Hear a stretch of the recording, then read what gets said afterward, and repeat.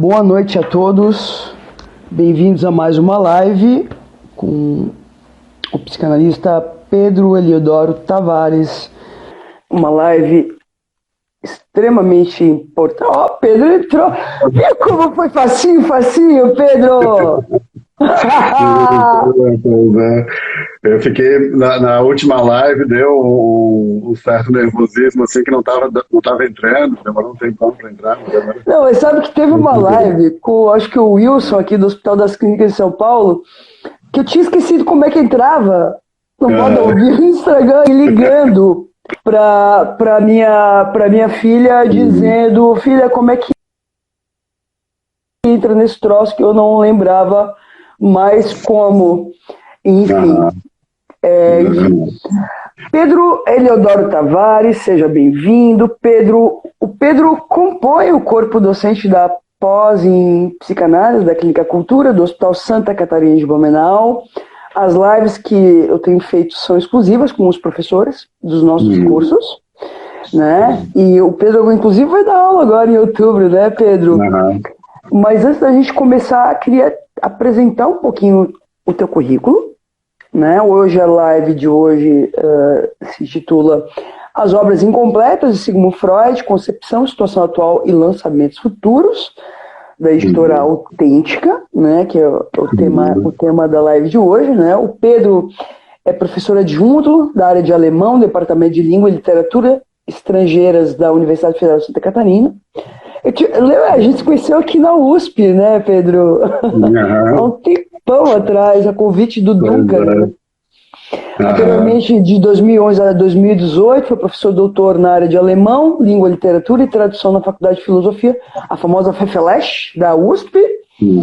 Doutor em psicanálise e psicopatologia pela École Doctorale Recherche em Psicanálise da Université Paris 7.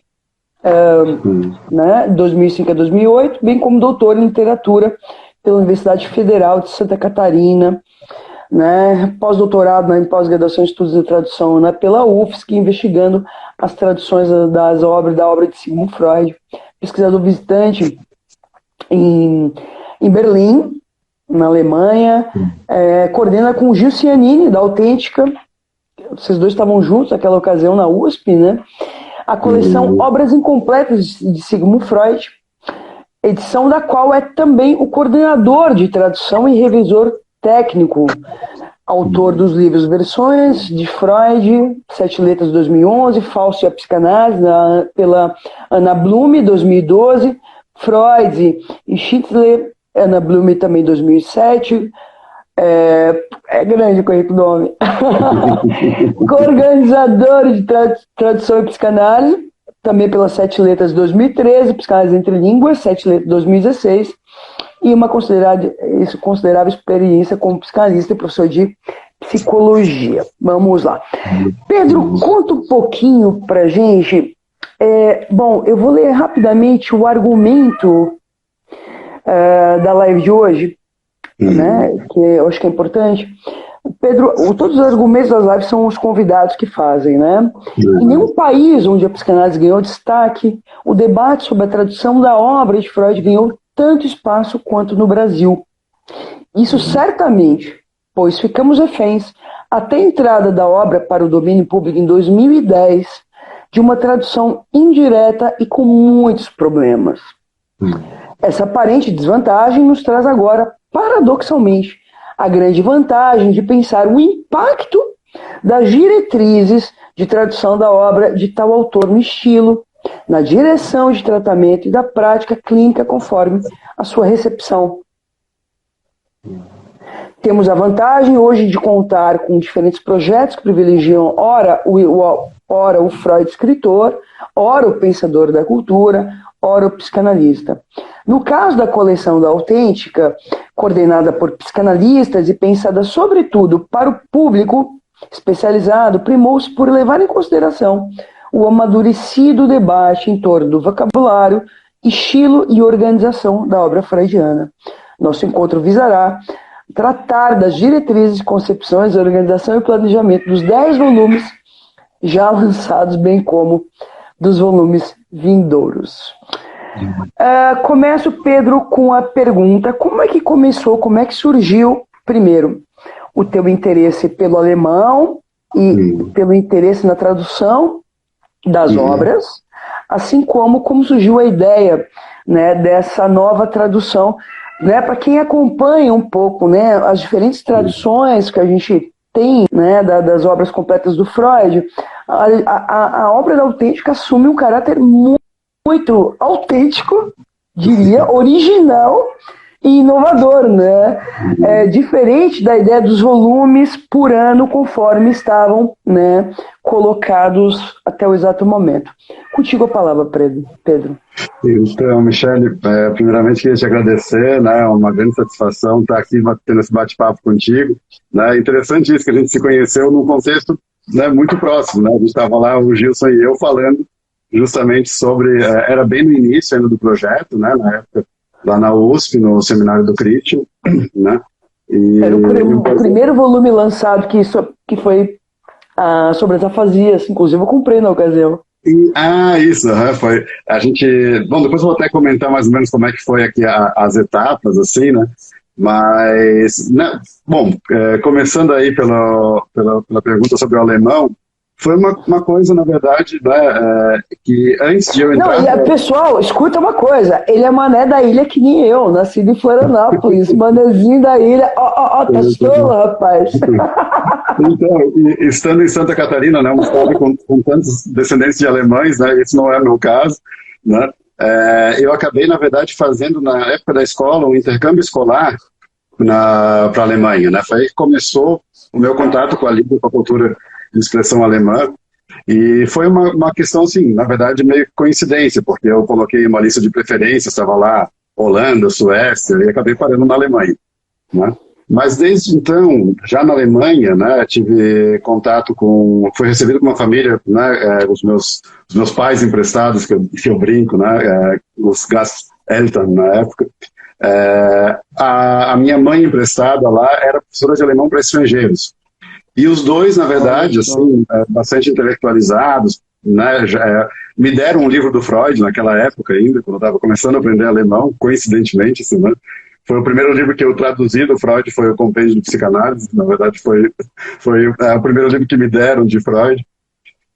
Mas depois, quando eu fui fazer psicologia, ficou aquela coisa, como eu sabia alemão, sempre que vinha alguma questão de um termo filosófico, ou mesmo da psicologia da Gestalt, né, ou da psicanálise, as pessoas acabavam, né, perguntando, mas Pedro, como é que é isso no alemão? É isso mesmo e tal, né?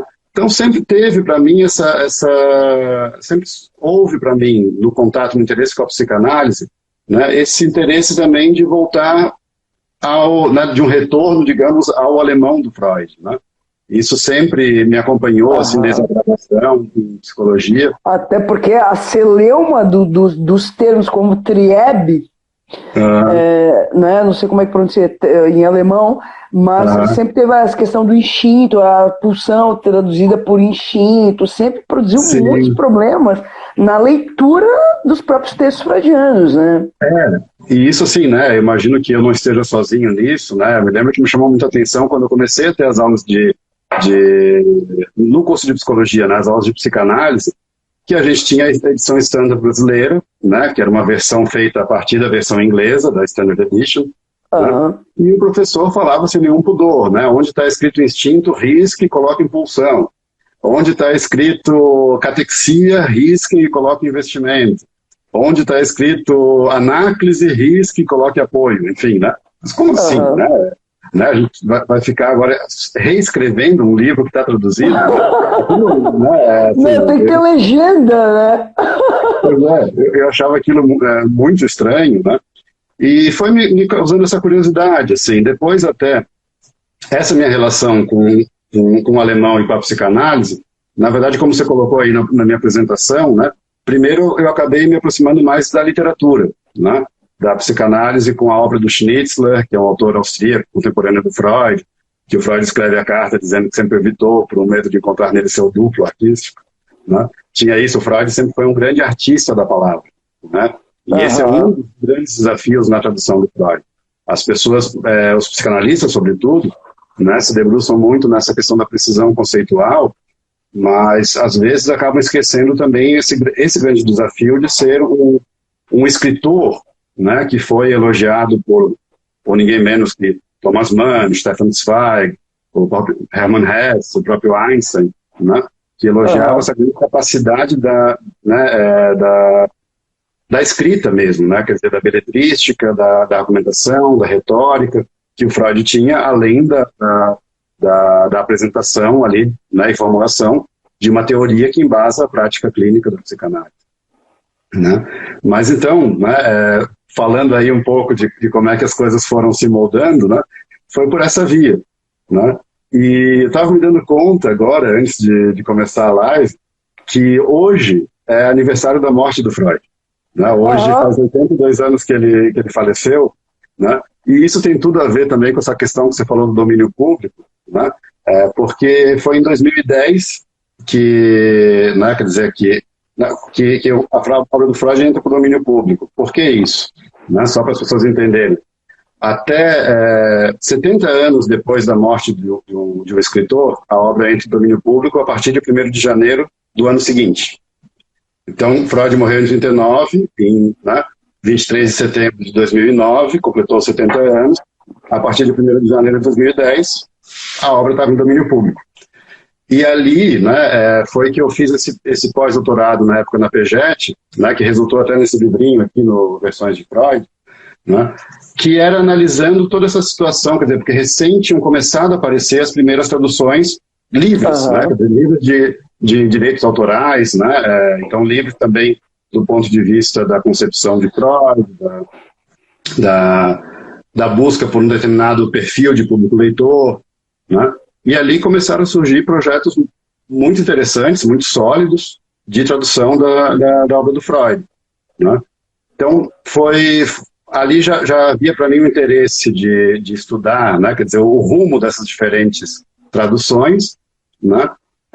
Mas já constatava-se ali que uma delas, que justamente visava mais a atender, né, esse clamor do público psicanalítico, né, desse público que sempre discutiu a questão terminológica, essa discussão sobre o vocabulário técnico, justamente essa tradução que estava sendo, ironicamente, né, conduzida pela própria editora Imago, que era a antiga detentora dos direitos autorais, né, acabou que foi um projeto abandonado. Né? Então, foi nesse contexto agora, que o Gil... Pedro, sim. Para quem está acompanhando, né, quer dizer, na psicologia a gente fala do Zeitgeist, o espírito de uma né? Mas na época, né, quer dizer, quando se faz a publicação original das obras completas do Freud, né, e se traduz a mesma, né, em diferentes países, né? Qual é a tua leitura? Porque, por exemplo, né, a versão espanhola, enquanto a gente só tinha como referência a versão inglesa, né, era muito recorrida, né, por se dizer um pouco mais fiel às ideias freudianas, né, que são aquelas de poucos volumes, né? Agora, assim, numa leitura a posteriori, né, qual é a tua leitura, assim, a que interesses, ou a quais discursos, né, esse determinado modo de traduzir uma obra, né, ele serve, assim, né, porque pensando um pouco assim, quer dizer, não é qualquer coisa, né, traduzir por né, ou pulsão por instinto, né, enfim, essa não é ingênuo, me parece, Pedro. Queria discutir um pouco em relação a isso. Então, porque assim como o modo como se fala da psicanálise, né, e lembrando assim, né, no quanto foi difícil para Freud quando ele vai falar publicamente da sexualidade infantil. Isso parece ser datado. Na verdade, é tão escandaloso hoje quanto foi lá. Não há nada de datado na obra freudiana. Eu acho que é preciso marcar isso. Então, eu queria te dar um pouco sobre isso, assim, que tu que está nesse universo da tradução, ou seja, o modo como a gente nomeia, né, a coisa têm destinos diferenciados, diferentes, ou horizontes diferenciados, né? Uhum. Bom, ótima essa sua questão, né, Michele? Porque, assim, a gente, enquanto era público e notório, né, de que a nossa tradução tinha muitos problemas, e isso já desde a década de 80 ficou muito mais evidente com as críticas que a Marlene Caroni acabou publicando na Folha de São Paulo, na época. Tinha surgido também aquele livro do Bruno Bettelheim, né, mostrando os problemas da tradução, na verdade, da tradução inglesa, que é isso que você está trazendo. Né? Quer dizer, é uma coisa muito curiosa que Freud, um autor de expressão alemã, né, ganhou, na verdade, uma primeira versão das suas obras ditas completas em inglês e não em alemão. Curiosamente, até as obras reunidas, primeiro foram publicadas em solo inglês, né, porque a gente tem o contexto da Segunda Guerra Mundial, quer dizer, Freud estava refugiado no ano de vida, né, como judeu, refugiado em Londres. Houve até uma questão ali se ele iria para a França ou para a Inglaterra, né? E isso acabou sendo decisivo também nessa dianteira, digamos, que a língua inglesa acabou tendo como uma difusora das ideias de Freud. Mas como você colocou, né, quer dizer, traduzindo tribo por instinto, né, traduzindo ato falho por parapraxia, ou seja, revestindo Freud de um vocabulário mais tecnicista, mais voltado, mais afeito à medicina, à biologia. Mais biologizante, né? Exato. Mais biologizante. Porque, sabe quando eu te fiz a pergunta, qual é a imagem que me vinha à cabeça? É todo o ideário do século XVI, do mecanicismo. Sim, e é um momento aí, né, sobretudo... Que é o que dá origem ao modelo biomédico depois, né, no posterior. Isso, até o título do livro do Bruno Bettelheim, que critica essa tradução, a Standard Edition, que é uma tradução quer dizer, muito bem cuidada, o aparato editorial dela é fantástico, da Standard Edition. No Brasil, a gente teve aí no problema de ser mal traduzida essa tradução que tinha esse viés ideológico, digamos, de colocar um Freud mais no plano da medicina e da biologia, né? Mas a gente sabe que tinha uma questão também de poder, né, por trás disso. Quer dizer, o próprio título estava falando Freud e a alma humana, porque sempre que Freud usava a palavra Seele, alma, em alemão, isso foi traduzido para o inglês por mente. Ou seja, já dá toda uma ênfase na cognição, na questão mecanicista, como você destacou. Que é a lógica cartesiana, né? Exato, né? E é irônico isso, né? Quer dizer, pegando aquele adágio italiano, né? O tradutor e traditore, né? Quer dizer, toda tradução, de alguma maneira, acaba atraindo uma certa tendência, né? Claro. Mas você falou em espanhol, né? Aí foi interessante porque já em 1922, na Espanha, a primeira edição também, uma primeira tentativa de uma reunião de tudo que existia de Freud até então, né? Que seriam as obras completas, que foi traduzida pelo Ballesteros, ela foi fomentada pelo Ortega y Gasset, justamente por alguém que via no Freud esse grande revolucionário, esse grande pensador da cultura, esse homem relevante para o pensamento, para a visão de mundo, para o Zeitgeist, como você colocou, né? Então é uma tradução com um viés ideológico completamente distinto da inglesa. Por mais que tome algumas questões de vocabulário da versão inglesa, né? Ela prima muito mais pelo Freud, escritor, argumentador, né? Polemista, pensador da cultura, né? E como você bem disse, né? No Brasil a gente ficava muitas vezes refém dessa tradução que não era confiável em língua portuguesa, e sendo a língua irmã o espanhol, era comum que as pessoas recorressem ou a essa edição do Ballesteros, ou a partir da década de 80, a edição da Mororto, né, do Echeverri, que foi feita na Argentina, né, que aí já tinha um viés, digamos, bastante epistemológico, né, muito pautado no vocabulário que é difundido via França, pelo vocabulário da psicanálise do Laclanche-Pontalis, né? Claro. Então, acaba sendo interessante que no espanhol, pela primeira vez fica evidente, né, como a gente pode tomar Freud por dois lados completamente distintos. Né? Mas, Pedro, né? Ainda mais, eu acho que essa discussão ela é relevantíssima e fundamental, ainda mais numa época de fake news, que dependendo do modo como se usa a palavra e do lugar dela, ou a posição dela no discurso, né, assume um caráter completamente diferente. Claro. E isso a gente vai vendo, né? Quer dizer, nessas traduções, pegando as duas edições espanholas, são duas traduções de alta qualidade, né? Assim, houve problemas, principalmente na primeira, da Nuba Gesteiros, que foram corrigidos com o tempo, né? Teve toda uma revisão nela, mas mostra aí o quão plural é esse autor, né? Quer dizer, a gente não tem nunca uma tradução definitiva desse autor, né? Porque se alguém estiver enfatizando uma das suas qualidades, uma das suas potencialidades de leitura, né, vai estar colocando em segundo plano outro, né? Quer dizer, sempre há escolha e renúncia nesse sentido. Agora, pessoal, eu queria aproveitar, Pedro, eu acho importante a nossa discussão de hoje. Começa lá sobre as concepções, sobre a concepção das afasias, foi o primeiro volume lançado pela Autêntica. Né? Depois vem o Mal-Estar, né? E eu achei lindíssimo, inclusive o modo, para quem está acompanhando, pessoal, o modo como a Autêntica organizou esse projeto, né? Se vocês organizarem em torno de temas, que facilita e muito, né, para o leitor, muito, porque reúne em torno de uma temática toda a produção, né, de Freud. Né? Quer dizer, é diferente de uma leitura histórica, né? Mas hoje, assim, que impacto, Pedro, ou que efeitos, porque assim, né, vocês convidaram vários psicanalistas do Brasil, né? Alguns volumes foi você que traduziu, acompanhei, né? Teve as edições bilíngues, as edições comemorativas, né? E então, assim, depois fala um pouquinho dos volumes que já estão publicados, o pessoal já está, né?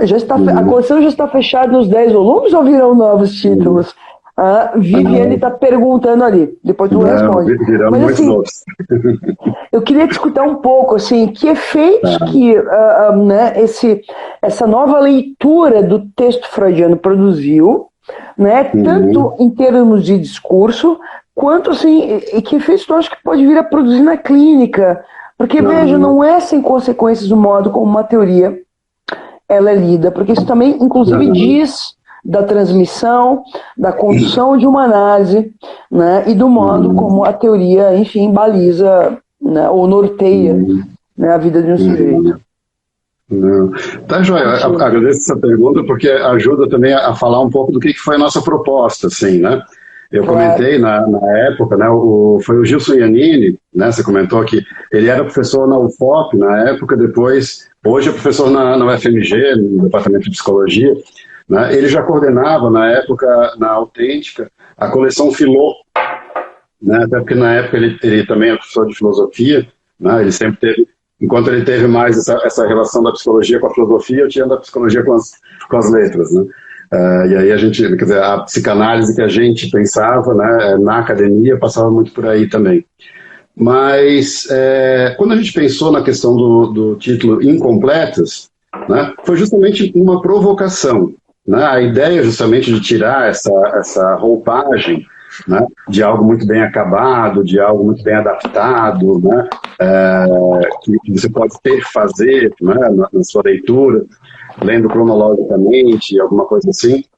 E a nossa provocação foi, né, lançar em primeira mão, né, nas obras incompletas, aquele que está fora de todas as obras ditas completas. Né? Nenhuma coleção que se nomeia obras completas de Freud no mundo tem sobre a concepção das afasias. Quer dizer, sempre saiu esse... Né, então foi um pouco já essa provocação. Né? A gente pegar esse Freud, que ainda não falava desde o lugar da psicanálise, o Freud pré-psicanalítico, né?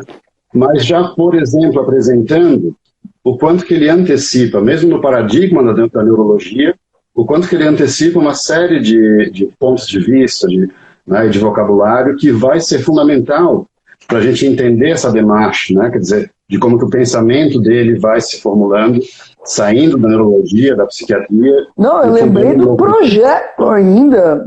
Sim. Exato. É fundamental para a obra freudiana. E esse com certeza a gente vai querer publicar também, né? Mas a concepção aí, como você colocou, a gente teve então Até o momento tem 10 volumes, eu vi que surgiu aqui nas perguntas, né? Até o momento a gente teve 10 volumes, e é uma coincidência, né, de que 5 deles sejam ditos monográficos e 5 deles são volumes temáticos. Então, só vou explicar um pouquinho assim, essa concepção, né? Os volumes monográficos, que são, na verdade, assim, geralmente, né, a gente pega um texto muito crucial do Freud, como O Além do Princípio do Prazer, As Pulsões e Seus Destinos, Compêndio de Psicanálise, e faz uma edição, na maioria dos casos, né, bilíngue, extremamente anotada, com muito comentário, e a gente tenta, nesses comentários, trazer também, né, pessoas que, de alguma maneira, dialoguem mais com aquela obra especificamente. Né? Claro. Nós temos um conselho editorial, né, bastante plural, assim, então, né, alguns nomes que já participaram escrevendo prefácio ou pós-fácio foi o Christian Dunker, a Maria Rita Kell, o Vladimir Safar, eu ia falar os dois. Enfim, né, tem o próprio Hernani Chaves, que também é tradutor, né? Enfim. Mas então, assim, a gente tem esses volumes que são monográficos, digamos, de algumas obras específicas do Freud, mas a gente concebeu também 10 volumes temáticos. E esses volumes temáticos, vem aí também essa questão da atualização que você estava dizendo, né? Por exemplo, um que foi muito, né, prazeroso a gente organizar foi o Amor, Sexualidade e Feminilidade, né? Quer dizer, que faz, na verdade, né, se atualiza hoje com todo esse debate que você estava colocando, né? Como se atualiza o escândalo da psicanálise, né? De acordo com o contexto, né, sociopolítico, histórico, de cada lugar, de cada época, né? Então foi um volume assim, que parece que, né, teve uma receptividade enorme, né, que a gente foi reunindo os textos do Freud que versavam sobre esses temas. Sim, né? porque, Pedro, acho que tem um ponto importante, porque muitas vezes, né, o Freud nisso, ele nunca, de alguma maneira, nunca se curvou aos efeitos da sua posição, né, como vários outros na sua época, né. Eu não sei como é que ele não foi queimado vivo. Sinceramente, né, bom né, queimaram pouco, né? Por pouco, né, por muito pouco.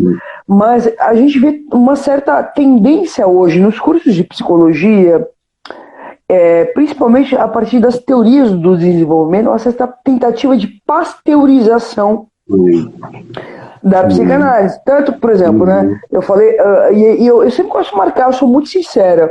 Pedro, a gente tem, né, costuma ter nas lives 70, 80 pessoas. Hoje a gente está com 15. Com 15 pessoas acompanhando.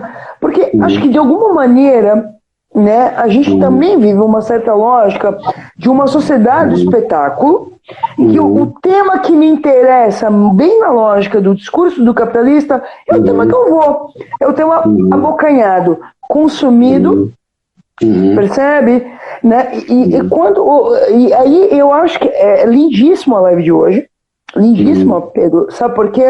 Porque de alguma maneira a gente retoma isso que é na área, a gente fala entre o passado e o futuro, da retomada dos fios entre o passado e o presente. Ou seja, isso que aparece, né? Complexo de Édipo, pulsão, libido, investimento, essa porra toda vem da onde? Percebe? Enquanto a gente vê hoje, e aí eu queria marcar um pouco, queria discutir um pouco sobre isso, porque eu acho que tu faz um trabalho de artesão. E tu toca, eu tô vendo os instrumentos ali atrás, isso, nós vamos tocar junto ainda, né, Pedro? Ele toca cordas e eu também toco. Mas é um trabalho muito de artesão. E como é que fica um trabalho de artesão numa lógica em que os objetos são consumidos em massa, Pedro? Consumidos em massa e mais, em que eles, ao serem consumidos em massa, eles perdem um valor. Como se de alguma maneira as pessoas também acabam indo para uma lógica de recorrer ao mais barato, ao mais fácil. Quer dizer, isso não é sem consequência, porque o que a gente vê é uma certa preguiça intelectual. Uma preguiça do pensamento que tem a ver com isso que a gente fala, e que não tem a ver com culpabilizar o sujeito, mas uma frase importante, a Hannah Arendt diz assim: na transformação da dimensão da língua e da cultura em entretenimento. Se me diverte, se me entretém, se me satisfaz, ok. Mas tudo aquilo que exige, de alguma maneira, um certo esforço, e por isso que eu comecei te perguntando, porque o alemão, eu tenho um filho de 14 anos, faz 2 horas de alemão por semana, porque ele quer fazer intercâmbio na Alemanha, Joaquim Amândio. Ele está no acampamento hoje. Mas, assim, acho que tem algo aí, Pedro, né, hoje, de uma certa recusa, né, desse trabalho necessário para se fazer um sujeito de cultura, se apropriar da cultura, e mais, vocês fazem uma coisa lindíssima, que é subverter aquilo que estava colocado até então.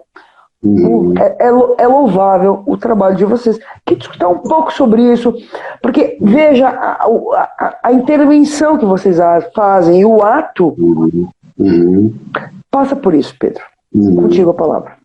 Não, obrigado. Isso tem a ver com, como eu estava colocando, essa própria provocação do título Incompletos, né? Porque realmente Freud acabou sendo um fenômeno de cultura de massa, né? A gente vê o quanto que ele aparece, né, em Hollywood, né, desde de sátiras como Máfia no Divã, né, quer dizer, essa série que foi feita na Netflix, né, bem fantasiosa e tal, né? Quer dizer, Freud sempre exerceu um certo fascínio também de consumo, né, de massa. E talvez, né, exista um lugar para isso também, para essa difusão, né? A gente tem aqui no Brasil, por exemplo, né, uma editora que faz livros de bolso de Freud, né, que acaba atingindo muitas vezes aquele público, talvez que não teria, às vezes, né, a condição de chegar até um livro, né, mais anotado, mais elaborado, porque, como falou, vai ser mais dispendioso, vai ser, né, de alguma maneira vai demandar mais esforço, né? Mas realmente nossa aposta foi por essa via, foi por de alguma maneira apresentar um recorte, né? Essa incompletude, quer dizer, né, de não mostrar o Freud como uma coleção acabada de alguma maneira, mas mostrando, né, denunciando esse fragmentário como algo essencial da própria proposta da psicanálise, né? Desde o nome do... O que também contribui, mas Pedro, o que também contribui muito para a clínica, porque veja, também produz uma certa barra nessa tentativa de colocar a teoria à frente da escuta do paciente. Porque, quer dizer, quanto menos hegemônico é o discurso da psicanálise, qualquer outro discurso, quer dizer, menos, né, quer dizer, porque todo discurso hegemônico ele acaba produzindo uma certa lógica de colocar a teoria à frente da escuta do próprio sujeito, né? Ou seja, faz um favor à própria clínica, né? Sim, e a ideia é justamente, quer dizer, a gente fazer alguma coisa que seja atualizado também, né, em relação a toda a discussão, toda a evolução que a psicanálise teve, né, posteriormente à existência do Freud, todo o debate em cima do vocabulário dele, todo esse circuito de línguas que eu estava falando, né, o quanto que no Brasil, né, a gente se fez valer de uma certa colcha de retalhos, né, de pegar uma edição argentina, uma espanhola, né, quem lia francês trazia a edição do Laplanche, né, quem na verdade sabia dos problemas da tradução da Standard brasileira voltava para a Standard inglesa. Então tem essa colcha de retalhos, aparece de alguma maneira, e a gente procura evidenciar também esse aspecto fragmentário, né? Quando que se faz uma opção por um termo, né? Você está de alguma maneira dizendo por que privilegiou aquele em relação a outros que talvez também tivessem seu valor, né? Mas que a gente tem que sempre fazer um certo recorte, né? Agora, Pedro, que efeitos que tu acha? Porque, assim, acompanhando um pouco a história da própria psicanálise no Brasil, né, em outros lugares, você vê que esse modo de traduzir a letra psicanalítica não foi sempre isso na clínica. Né? Queria retomar um pouco algo de algumas... Né? Quer dizer, porque assim, eu acho que de alguma maneira, quer dizer, uma psicanálise que de alguma maneira, durante um tempo ficou num contexto muito idealizado, submetendo os sujeitos quase a um certo sacrifício, certo? De outro, um modo de condução muito também normatizado. Complexo de Édipo, né, uma leitura, né, e aí a gente entra um pouco no campo da psicopatologia, uma certa leitura, né, quase moralista do normal, do patológico. Queria discutir um pouquinho sobre os efeitos do modo de ler Freud, né, dependendo do modo como eu leio Freud, os efeitos que se pode produzir na clínica. É contigo a palavra, Pedro. Então, né, acho ótima essa pergunta, porque realmente, né, quer dizer, o Freud a gente tem que pensar que era um autor, sem dúvida, à frente do seu tempo, né, um revolucionário, mas, paradoxalmente, também um filho do seu tempo. Né?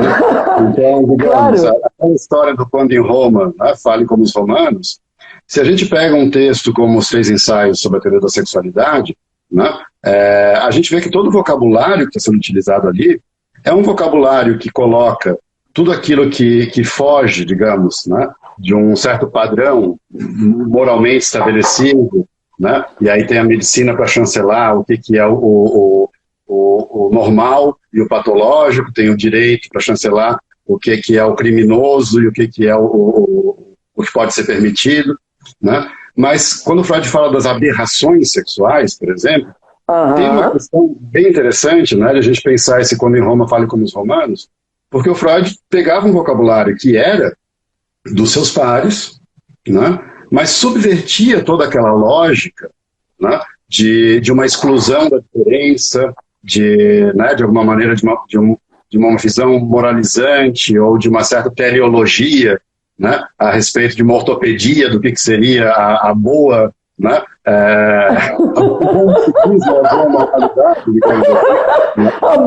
Não, esse eu nunca tinha escutado. A boa normalidade é ótima, Pedro. É bem coisa de manezinho da ilha, né? Mas o que acaba acontecendo, né, ele pega todo esse vocabulário e acaba subvertendo. O problema é, né, que, conforme a leitura, né, como você disse, para quem, de repente, quer trazer Freud de novo para a caixinha, né, muitas vezes aproveita-se disso, de que o Freud, filho da sua época, usou determinadas terminologias, né, falava, às vezes, da questão da visão do que era o masculino e o feminino na sua época, né, e acabam colocando um Freud que nos parece completamente anacrônico. Né? Claro, ultrapassado, perfeito. Ultrapassado, claro. Né? Por outro lado, a nossa intenção é sempre mostrar o que era também esse espírito revolucionário de alguém que tinha que falar de alguma maneira e ser entendido. Né? Eu lembrei da carta que Freud escreve ou responde para a mãe que escreve sobre a homossexualidade, lembra? Dessa carta clássica. A respeito disso, deixa eu ver se está fácil aqui. O Gilson Yanini, que coordena a coleção comigo, né, que é editor também da coleção, ele organizou um volume belíssimo, todo em cima dessa carta, não sei se você conhece. Chama Caro Dr. Freud. Na verdade, ele pegou uma série de psicanalistas e pensadores, assim, né, nomes... Publicado pela Autêntica, Caro Dr. Freud. O pessoal está aí, a referência, busquem lá. Isso. Não conheço, vou buscar também. Isso, respostas a essa carta, de alguma maneira, né? Quer dizer, claro. Então, o Wilson fez um trabalho fenomenal, assim, né? Foi atrás de vários nomes aqui do Brasil que pensam essa atualidade da psicanálise, né? Como que a psicanálise entra no debate, né, político-social, né, sobre que a gente tem no Brasil hoje tão candente, né? E essa é uma questão também sempre difícil, né? Quer dizer, como atualizar Freud e sempre assim, sem correr um certo risco de tirar ele de uma normatização e colocar meio que forçosamente numa outra normatização. Né? Quer dizer, é um assunto sempre muito... Agora, Pedro, agora eu vou te botar numa saia justa, rapaz. Se prepara. No cenário político horroroso atual, que de política não tem nada, tomando um sentido estrito e etimológico da palavra. Né? Nas eleições, nas últimas eleições, de alguma maneira a teoria freudiana aparece, né, através do discurso da mamadeira de piroca. Você lembra disso? Quer dizer, quase como uma incitação, né, ao sexual na infância. Discutir um pouco a partir do diálogo com diversos autores. E, pessoal, eu acho que é muito importante retomar isso. Porque se a gente perder de vista, né, de que, na verdade, existe um trabalho civilizatório, como Freud diz, a ser feito cotidianamente, ou a cada minuto, para manter a civilização, a gente se dá conta de que esse passado que a gente acha que passou, ele automaticamente, talvez um dia para o outro, ele possa se tornar presente. Ou seja, porque de alguma maneira, quando eu digo assim, né, uma preguiça intelectual é também uma preguiça de posição. Se colocar. Eu não vou me colocar porque eu vou sofrer bullying, os efeitos disso, e aí vem, né, o narcisismo, quer dizer, né, o narcisismo, né, freudiano, né, nos dando notícias disso, mas assim, a partir do diálogo com os diferentes autores, Pedro, né, que não foram poucos, eu estou com uma lista completa aqui na minha frente, não vou ler, porque eu gostaria que tu pudesse comentar, né, mas são vários, né, autores convidados para prefácio, pós-fácio, tradução, enfim, foi um diálogo com psicanalistas muito importantes, né? Queria discutir um pouco assim, o que vocês puderam discutir um pouco e o que tu percebeu, né, a partir, né, desse diálogo, né, desses efeitos, né, de um certo desvio feito a partir, né, porque, por exemplo, né, a ideia de mamadeira de piroca retoma um pouco a ideia, né, dos primeiros objetos libidinais da criança, né, enfim, né, mas a ideia, enfim, quer dizer, a psicanálise nunca está, assim como qualquer teoria, imune a esse movimento, mas a psicanálise também acaba sendo um alvo fácil para isso, por tocar em pontos muito, eu diria, de muita resistência, muito recalque na lógica atual. Contigo a palavra, Pedro. Então, o caso do Freud, né, nos lembra aquela questão de quando a notícia é indigesta, mate o mensageiro, né?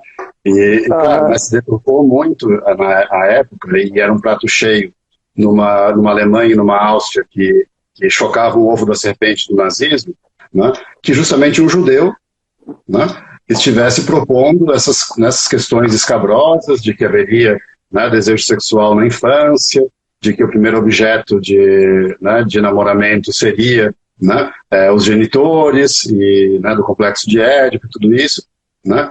Mas como você colocou também uma coisa super importante, né? O Freud já lembra, no Além do Mal-Estar na Cultura, né, como nenhuma conquista cultural, nenhuma conquista civilizatória, né, ela está garantida. Claro. Né? A gente, quer dizer, assim como ele testemunha, né, essa grande, né, quer dizer, florescência cultural que foi a Viena, se a gente pensa a Viena da virada do século XIX para o século XX, né, a Viena de Schnitzler, de Klimt, de Kokoschka, né, de tantos experimentos na música, né, justamente ali a gente vai, né, quer dizer, dessa mesma Áustria vem uma figura como Hitler, né, que vai de alguma maneira acabar com tudo isso. Claro, mas agora, Pedro, justamente numa sociedade, uma lógica do laço social esvaziada de pensamento, de uma lógica crítica, se torna alvo muito fácil para Hitler, Bolsonaro, Mussolini, etc. Claro, porque são pessoas que propõem um pensamento pensando pelas pessoas. Sim, sim. A gente viu, por exemplo, a hostilização que sofreu a Judith Butler quando esteve no Brasil, né, recentemente, no aeroporto de Congonhas, né? Quer dizer, justamente alguém que vem atualizar esse aspecto revolucionário, né, e dialoga com a psicanálise, né? Claro, a gente vai percebendo aí né, o quanto que... E foi um pouco a ideia de a gente trazer pessoas que estão nesse debate com a cultura também, né? Então, você falou de vários nomes aí, por exemplo, o Vladimir Safatli, que é alguém que está sempre pensando essa relação da psicanálise com a cultura e com esse cenário político escabroso que a gente tem, né, nos pareceu o nome mais adequado para fazer o pós-fácil do volume, né, sobre os textos culturais, né, uma história de civilização, futuro de uma ilusão e todos esses textos, né. Então a gente foi pensando, por exemplo, essa visada do Freud com a relação com a arte, né? Chamamos, né, o seu querido também, né, Edson de Souza, que fez o pós-fácil, né, que dialoga tanto com essa questão da psicanálise da estética, né? Falo também seu querido, porque também é muito querido meu. No caso do amor, sexualidade e feminilidade, né, chamamos a Maria Rita Kell, né, que também é alguém que pensa... Né, não, tu agora falou sequência, assim, meu analista atual e meu analista anterior. Sim, grandes amores da minha história. Então, assim, só pincelando alguns dos nomes aqui que a gente chamou, né, mas isso é constante, né? Quase todos esses estão no nosso conselho editorial. Os próprios tradutores, que a gente chama também, né, são pessoas que têm alguma relação muito importante com o texto que vão traduzir, né? Só para dar um spoiler aqui, né, tá no título já também da própria live, né? O próximo que vai sair, que está em processo de revisão agora, a gente intitulou Histórias Clínicas, né? São, na verdade, 5 grandes casos paradigmáticos, né? Dora, Homem dos Lobos, Homem dos Ratos, Schreber e Hans, né? Quem traduziu isso foi o Tito Livro Cruz Romão, que já é um tradutor, né, bastante experiente, e que tem, na verdade, uma grande sensibilidade para a questão da tradução literária, né? Então, ele é um conhecedor da obra de Freud, né? É um grande conhecedor de Áustria, né? Ele foi, na verdade, leitor, né, representante do Brasil na Universidade de Viena já, né? Hoje ele está lotado na UFC, na Universidade Federal do Ceará, e ele que traduziu, né, esses 5 casos clínicos, que devem aí estar prontos, saindo do forno, talvez no comecinho de 22. Né? Né, mas assim, no caso dos textos sobre arte, a gente chamou o Hernani Chaves, que é um especialista em estética, né? A gente foi sempre, de alguma maneira, chamando alguém que tinha, né, quer dizer, se não é um psicanalista, alguém que tenha também uma grande intimidade com a obra do Freud. Né? Sim. Tentando privilegiar isso, na verdade. Sim. Agora, Maria Rita, que também para a gente traduziu já, né, Neurose, Psicose e Perversão, que traduziu o próprio Amor, Sexualidade e Feminilidade, né? Agora, Pedro, o que, assim, eu acho que tem algo importante, né? Porque na semana que vem eu vou ter uma live com a Deise Stocos Malucelli, de Curitiba, sobre a síndrome de Cotard ou o delírio das negações. E é preciso lembrar que Freud retomou, né, da psiquiatria clássica da sua época e mais, do discurso da sua época, nomeações maneiras de nomear o que ele via na clínica, né? Quando você estava falando agora, eu lembrei do caso Pequeno Hans, né, em que o menino faz uma fobia, quando o pai viajava, dormia com a mãe, né, e é interessante, quer dizer, o quanto é curiosíssimo, né, o quanto a obra de Freud ela é atualíssima, e o quanto de pessoas que trabalham, inclusive, na área psi, não tem a mínima notícia disso. A mínima notícia, como se, né, a lógica discursiva atual fosse uma novidade, quando na verdade não é. Como é que tu percebe, né, esse apagamento da história, desses fios, assim, né, já que tu também dá aula, também, né, tá na área psi, circula, né, e mais, assim, o que né, várias pessoas comentaram que foi genial vocês terem reunido, né, as temáticas em torno, né, os textos em torno de temas. Como é que vocês têm pensado isso hoje, assim, né, Pedro? Porque, na verdade, o projeto de vocês acaba tendo um efeito de intervenção, né? Nesse caso das histórias clínicas, a gente até quis, na verdade, trazer essa nomenclatura um pouco inusual no Brasil. A gente fala muito dos casos clínicos, né? Mas a gente quis ser um pouco mais fiel à letra freudiana aí, que falava de Krankengeschichten, né? Ele falava de história de doentes, na verdade, né? Mas, na verdade, isso também, Kranke, por isso que a gente não traduziu dessa maneira, pode ser paciente também na língua alemã, né? Então, seria um pouco tendencioso falar de histórias de doentes, e poderia dar a ideia também de que aqueles são os doentes e os normais, né? Mas justamente o ponto aí fundamental, né, que talvez acabou gerando esse lugar sui generis dos casos clínicos de Freud, é que até então os casos clínicos eram justamente dos doentes, dos excluídos, né? Então, um texto que era lido, né, pela burguesia vienense, assim como uma espécie de uma pornografia científica, né, ou Psicopatia Sexualis, do Krafft Ebing, né, foi o livro que trouxe termos como sadismo, né, baseado em Marquês de Sade, masoquismo, em Isaac Asimov, né. Freud, de repente, começa a falar de cidadãos muito mais próximos da realidade do leitor médio, né? Inclusive da burguesia, né? Exato, né? Se você vai ver o caso Dora, né, o próprio Pequeno Hans, são histórias que são muito possíveis a gente se identificar, né, se não diretamente com alguém do nosso círculo, com alguém, né, quer dizer que não tem essa ideia realmente, tira um pouco essa lógica de falar sobre a doença como exceção, como exclusão, e trazer a questão para a psicopatologia da vida cotidiana, né? O segundo grande livro de Freud, né, se a gente pensar em realmente como obra, como livro, foi justamente a psicopatologia da vida cotidiana, mostrando que o interesse, que muitas vezes a gente pode procurar os extremos nos casos de maior sofrimento, maior comprometimento, mas eles simplesmente exacerbam o que é da natureza do homem comum, né, do cidadão ordinário, digamos assim. Né? Claro, e por isso que é revolucionário quando Lacan diz, né, o inconsciente não se procura, ele está à mostra o tempo inteiro. Né? Sim. E aí parece que tem talvez uma certa resistência nisso de você, né, encarar esses textos que também, né, traziam Freud, aí, né, e por isso a gente tomou cuidado de trazer um grande tradutor de literatura, né, porque era um Freud também que apresenta esses casos de uma maneira sublime.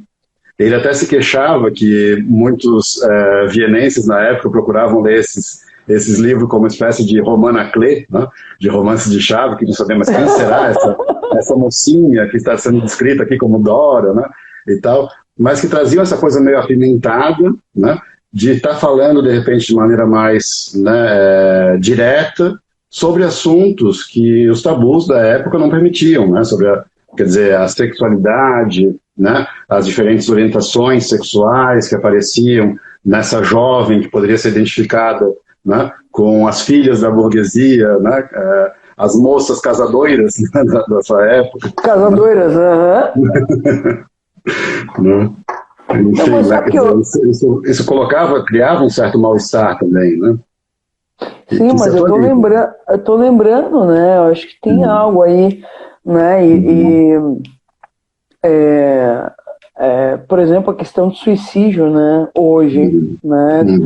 E eu lembrei, eu tive a oportunidade de morar em Paris um tempo, tu também, né? E eu tive a oportunidade de assistir a ópera do Werther. E há um tempo atrás eu, né, fiz um trabalho discutindo um pouco isso, né? E é interessante assim o quanto hoje, né, a gente teve recentemente o fenômeno do Baleia Azul na adolescência, né, uma série de coisas, o quanto essas coisas, né, esses recursos que Freud, na verdade, nunca perdeu de vista. Sabe quando eu fui a Londres, e aí eu queria mandar um tchau, eu tô muito engraçada, um tchau pra Maria Cristina Cooper, que estava comigo em Londres também, visitando a casa do Freud, que quando deu os atentados terroristas em Paris. É impressionante o recurso que Freud faz, a história, para poder construir sua teoria. Ou seja, Freud não constrói a teoria, né? Eu queria te perguntar um pouco assim, Pedro, né? Que tu que tá muito autorizado a falar sobre isso. A dimensão do recurso, porque assim, é impressionante as obras de artes na casa do Freud, em Londres, a Viena a de Viena não cheguei a conhecer, que tem um consultório lá ainda, né? Não. Mas a casa, que tem os objetos pessoais, enfim, né? Onde ele morreu. Mas assim, de que maneira tu acha que recursos tu acha que Freud teve na sua história para conseguir construir uma teoria tão revolucionária? Porque me parece, Pedro, que a gente está precisando dessa revolução nos dias atuais. Pois é, né? Aí eu estava pensando, vocês estavam falando da história, né? É interessante que a palavra Geschichte, em alemão, né? Nela está a palavra Schichte, que é camada, né?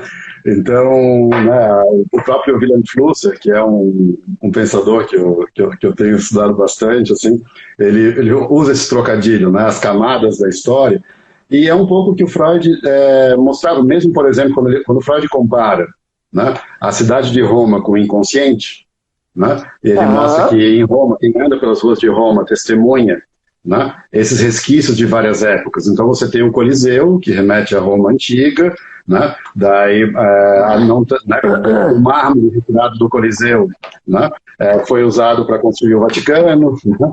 Enfim, a gente vai tendo essa questão da Roma dos Césares, da Roma dos Papas, né? A Roma renascentista. Então, na verdade, essa sobreposição dessas várias camadas, o Freud sempre utilizou isso de uma maneira muito, né, didática, na verdade, mas, quer dizer, usando essa metafórica também do quanto que nós somos constituídos de história de duas formas. Constituídos historicamente pela história da filogênese, né? Quer dizer, daquilo que tem a ver com a história das culturas, com os avanços e retrocessos, né, civilizatórios que a gente vai vendo. É importante a gente pensar, né, e não deixar de estar atento que o quão cíclico é isso, né, esse eterno retorno que a gente vê, né, da barbárie que ameaça a civilização, as conquistas civilizatórias, né, sobretudo com o totalitarismo político que você estava mencionando, né? Mas também, quer dizer, o Freud trazia, como a gente é interpelado por essa, né, historiografia filogenética, digamos assim, da espécie, da cultura, claro, mas o quanto que se sobrepõe também uma historiografia do sujeito. Não, mas veja, mas aí que tá, ó Pedro, que lindo. Quando a gente fala da espécie, da cultura marca uma diferença. Sim. Porque veja, né, e dependendo do nicho que escuta isso, toma isso para justificar determinados atos. Sim. Né? Porque eu acho que esse cuidado com o uso das palavras ele é importante. Claro. Claro, e justamente, né, nesse sentido aí, quando fala né, a questão de que, né, o Freud coloca, nós continuamos, né, tendo também, quer dizer, a cultura tem que lidar com aquilo que é da espécie, né, quer dizer, no sentido de que não se nega a biologia quando se usa Freud, né? Claro. Mas o que Freud vai dizer é que toda essa biologia vai ser perpassada pela cultura, né? Quer dizer, a gente continua tendo, de alguma maneira, não só perpassada, né? Porque quando ele vai falar da histeria, ele vai falar de uma biologia que é revirada e transformada e organizada a partir da dimensão da palavra e do encontro com a cultura. Exato. Dentro da cultura. Sim. Aquela cena, Pedro, aquela cena, que eu prefiro falar em cena, graças ao nosso amado Edson, do Freud Além da Alma, que Freud, né, pega uma histérica, tá dentro do hospício, uma histérica com a perna paralisada, diz, não, elas são mentirosas, eu preciso relembrar isso, né? As histéricas são mentirosas, elas estão fingindo, o que não deixa de ser muito próximo do que hoje se fala, tá tendo um piti, taranana. E Freud levanta a perna dela, pega uma agulha enorme, acende um fósforo, né, faz a sepsia da agulha e atravessa fora, e ela não dá um pio. E ali fica muito claro de que não é, né, um fingimento, né? Porque de alguma maneira, quer dizer, Freud é o cara que vem e diz assim, ei, isso é de verdade. Por mais que não tenha uma etiologia no corpo, né? Não é pouca coisa, né, Pedro? Sim, sobretudo porque ele está falando que é uma mentira de verdade, né? É talvez mais complexo do que isso, né? Quer dizer, é uma mentira de verdade de que o quanto que essa ficção, essa construção, né, passa a ter valor de verdade para o sujeito, né, a ponto justamente disso, né, de que ele, quer dizer, a cultura, né, o psíquico, sobrepuja, né, o biológico nesse momento. Sim, mas uma ficção que é preciso marcar, Pedro, que não é o sujeito que faz sozinho, ele faz a partir da relação com o outro. Claro. Né? Porque eu acho que tem algo importante aí, né? De que nessa lógica, né? Porque interrogar o discurso social de uma época também é uma maneira da psicanálise se colocar intervindo, como vocês fizeram. Né? Porque senão, de alguma maneira, né? Eu tô aqui pensando o filme As Sufragistas, né? O quanto precisou de produção histórica e cultural para as mulheres, por exemplo, saírem da posição que elas estavam na época freudiana. Isso, quer dizer, serviu de carona para assumirem uma outra posição. Agora eu fico aqui me perguntando, hoje, Pedro, última pergunta da noite, já que a gente está se aproximando do fim. Que triste. A gente faz uma outra live. O que tu vê assim, da questão atual assim, da psicanálise, das traduções, e mais da tua clínica, do discurso? Fala um pouquinho assim, do lugar da psicanálise agora, convocando assim, Pedro Eleodoro Tavares, lugar da psicanálise hoje. Fala um pouquinho, qual é a tua leitura como tradutor? Pois é, assim, né? Então, super legítima a pergunta, né? Na verdade, né? Mas eu queria só pegar um gancho, né? Que você colocou aí dessa questão também, né? De um Freud que dá voz, né? A essas mulheres que eram caladas pelo paradigma médico da época, né? Quer dizer, que eram consideradas, né, as histéricas. O quanto que a cultura absorveu o termo histeria também como uma coisa, de alguma maneira, né, que retira a relevância, né, isso é pura histeria, no sentido de que é puro fingimento, é puro estardalhaço, né, mas a primeira grande paciente proto-psicanalizada, que não foi psicanalizada porque foi atendida pelo Freud, foi, na verdade, Berta Pappenheim, um dos grandes ícones do feminismo de língua alemã. Né? Ou seja, né, aquela que diz deixe-me falar, né? Quer dizer, né, pare de conduzir, deixe-me falar, né? E esse é o ponto, na verdade, quando a gente fala de tradução de psicanálise, Freud foi na época o grande tradutor da voz da histeria, né? Então toda essa discussão, né, quer dizer, Freud machista ou feminista, né, essa coisa que está sempre se colocando, né? Bom, de certa forma a gente pode dizer que Freud se apropria de um saber que estava contido no discurso daquelas mulheres taxadas com esse epíteto, né? das grandes histéricas da sua época. Quando a gente vai olhar quem eram essas mulheres, eram mulheres que não se conformavam, né, com a sua condição, quer dizer, que a burguesia que preparava essas mulheres, né, que eram poliglotas, que tocavam, né, vários instrumentos, piano, né, que tinham violino, isso, e que estavam destinadas a ser, né, quer dizer, uma esposa, ponto. Belas, né? Recatadas e do lar. Exato. Né? Então, são esses corpos que se insurgem, né, por quererem mais em relação ao desejo sexual, ao desejo epistemológico, né? São esses corpos que se insurgem na época, que ganham voz, né, através da psicanálise. É importante a gente pensar isso também, né, de como que atualmente, né, quer dizer, a psicanálise vem no lugar de dialogar com quais são, né, os silenciados da nossa atualidade, né? Quer dizer, em que medida a gente tem que estar recolocando essas questões, né, a partir da estrutura, o que são as estruturas edípicas nas organizações, né, sociais de hoje, de família, né, de sociedade, quer dizer, tem uma série de questões aí importantes da gente pensar o quanto que tem, né, um marquê que está colocado em Freud, que a gente não tem que estar lendo simplesmente conforme aquilo respondia às questões de Viena da virada do século, né? Mas o quanto que isso se atualiza com a nossa realidade, né? Quer dizer, com aquilo que se começa a perceber, né? E pode se ressignificar, né? A partir também, né? Porque a gente fala tanto e se queixa tanto dos retrocessos culturais, mas quando a gente fala que alguém é reacionário, né? Esses retrocessos vêm muitas vezes em reação, né, aos grandes avanços.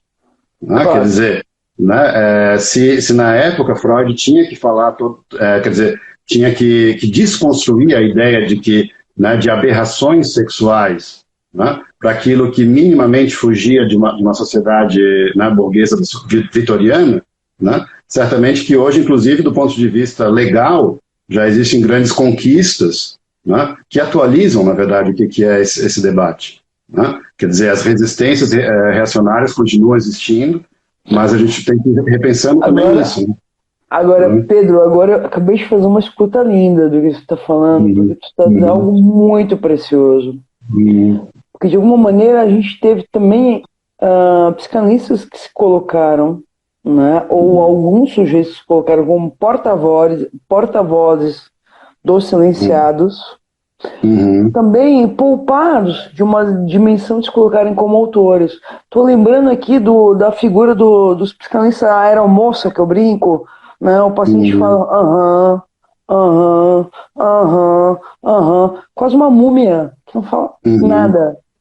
É um horror na história da psicanálise isso, porque isso é uma leitura equivocada da teoria freudiana e que conduziu a análises horrorosas na própria história, análise que tiraram sangue dos próprios pacientes. E não dá para não falar disso para poupar a psicanálise de críticas. Se a psicanálise é furada, ela precisa estar furada para todos e publicamente furada, como toda teoria.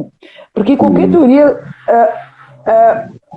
pode sofrer esse risco e corre esse risco. Tá aí o que está colocando hoje. Qualquer palavra, dependendo do contexto que ela esteja colocada, acho que tem 3 dimensões, Pedro, que precisa marcar, que aparece nessa live. Primeiro, né, subverter a letra freudiana de maneira tal que não coloque o sujeito que queira, né, de alguma maneira, entrar nessa incursão, né, se coloca em sacrifício, primeira questão. Né, porque isso tem a ver com algo que os próprios analistas durante muito tempo se pouparam de ver. Que porra de ideia é essa de teoria que assassina quem está interessado em estudá-la ou se analisar? Acho que tem uma dimensão 1 aí, né? Tem uma outra dimensão importante, uma teoria tão idealizada que rechaçou milhares de pessoas interessadas. Eu vou lembrar de uma passagem de um texto agora da psicologia do desenvolvimento. Eu já falei isso em outro momento, eu sempre esqueço, mas é uma passagem tão linda. Eu vou contar a passagem, talvez me ocorra o nome depois. É um autor da psicologia do desenvolvimento que escreve para Freud, muito transferenciado, e diz, né, eu queria marcar uma consulta, ele viaja à Europa para ir consultar Freud, né, e ele aguarda a consulta numa pracinha, perto do consultório. Já vai vir o nome, está se aproximando, está chegando aqui na minha cabeça. E aí ele vê uma cena de um menino pequeno agarrado no colo da mãe, muito aprisionado, e ele entra no consultório e narra essa cena, e o Freud, no ato, lança uma pergunta: esse menino é você? Ele sai de lá correndo. Não, mas foi muito preciso, né? Muito preciso na intervenção. Talvez não tenha lido o tempo da transferência, né? Mas muito preciso. E o fato, a história linda é o seguinte: ele passa uma vida inteira, ele constrói uma teoria. Esqueci, depois eu publico nas redes sociais o nome desse demônio. Ele passa uma vida inteira, Pedro, construindo uma teoria, provando quanto a teoria do Freud era falsária. E no leito de morte, ele escreve uma carta pública dizendo: Freud tinha razão, eu passei minha vida inteira tentando negar a teoria de Freud, mas era de mim que eu falava. Cara, de arrepiar isso. Segunda dimensão, e me parece que temos a terceira também, né? Os efeitos também de um determinado tipo de transmissão. Né? Eu acho que a grande pergunta é se a psicanálise transmitida, vivenciada em análise, ou lida na teoria, ou trabalhar em supervisão, ela provoca aprisionamento ou libertação? Então, me parece que essa é a pergunta fundamental que todos precisam ter em mente. Sim. Porque se provoca um aprisionamento, gente, Bolsonaro na veia, Salamé shows, até o celular tremeu aqui. É o mesmo discurso, disfarçado com diferentes palavras. Faz sentido para ti, Pedro?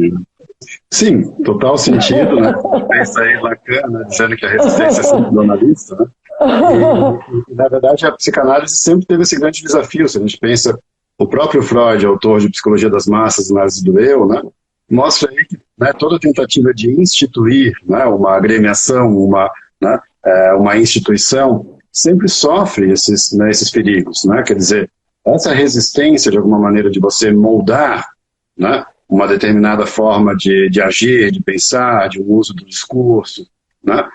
Tudo isso, quer dizer, é fundamental que haja esses lugares, essas ágoras, né, onde as pessoas possam debater, mas sempre elas vão estar desafiadas por isso de não criar novas ortopedias, né, da psicanálise. Perfeito, mas nisso vocês estão de parabéns, porque vocês fazem furo numa lógica discursiva que estava colocada.